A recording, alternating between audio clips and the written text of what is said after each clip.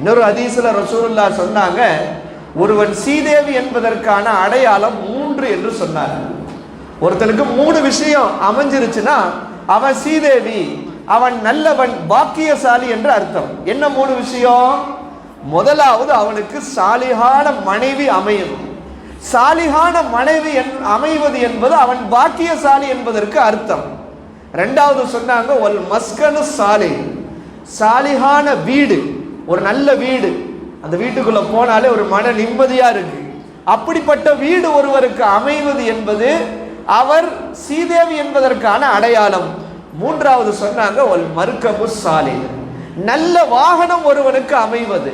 சாலிஹான மனைவி, நல்ல வீடு, நல்ல வாகனம் அமைவது என்பது ஒருவன் பாக்கியசாலி என்பதற்கான அடையாளம்.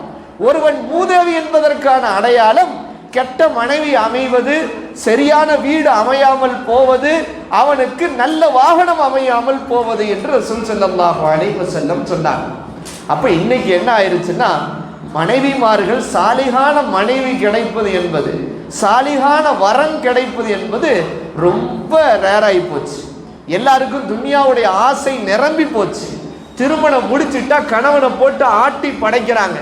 எல்லா உலகத்தினுடைய ஆசை, பக்கத்து வீட்டில் இது வாங்கி கொடுத்துருக்குறாங்க, பக்கத்து வீட்டில் இது வாங்கி கொடுத்துருக்காங்க, சொந்தக்காரங்க வீட்டில் இதெல்லாம் இருக்குது, நீங்க மட்டும் வாங்கி கொடுக்க மாட்டீங்களான்னு சின்ன சின்ன விஷயங்களுக்கும் கணவனை துன்புறுத்துகிற மனைவிமார்கள் அதிகமாகி விட்டார்கள். அல்லாஹு தஆலா பாதுகாப்பானார்.